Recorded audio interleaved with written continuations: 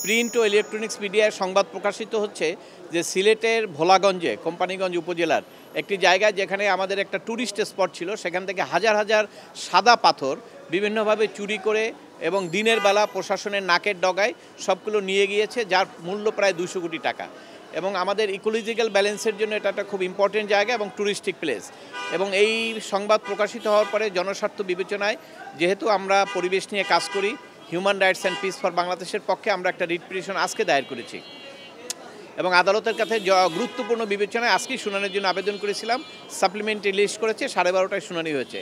আদালত শুনানির সামনে রুল জারি করেছেন যে এই পাথরের এলাকা যেটা, সেটা সংরক্ষণে প্রশাসনের নিষ্ক্রিয়তা কেন বেআইনি ঘোষণা করা হবে না এবং ক্ষতিপূরণ আদায় করার জন্য কেন নির্দেশ দেওয়া হবে না, এবং এই এলাকাটাকে পরিবেশ আইন অনুযায়ী ইকোলজিক্যাল ক্রিটিক্যাল এরিয়া সেকশন 5-এ যেটা বিধান আছে সেইভাবে করার কোনো নির্দেশ দেওয়া হবে না, এই মর্মে রুল জারি করেছেন। আদালত কয়েকটা অন্তর্বর্তীকালীন আদেশ দিয়েছেন। প্রথমত হলো আগামী 7 দিনের মধ্যে এই সাদা পাথরগুলো যেখানে যেখানে গিয়েছে সেখান থেকে ওই সমস্ত এলাকার স্থানীয় প্রশাসন এবং আইন শৃঙ্খলা রক্ষাকারী বাহিনীর সহযোগিতায় বিবাদীদেরকে বলছে 7 দিনের মধ্যে এই জায়গায় ওই সাদা পাথরগুলো এনে প্রতিস্থাপন করার জন্য। এবং আগামী বৃহস্পতিবারে এটা তারিখ রাখছেন যে সরকার কতটুকু পদক্ষেপ গ্রহণ করলো এই বিষয়ে পরবর্তী আদেশের জন্য।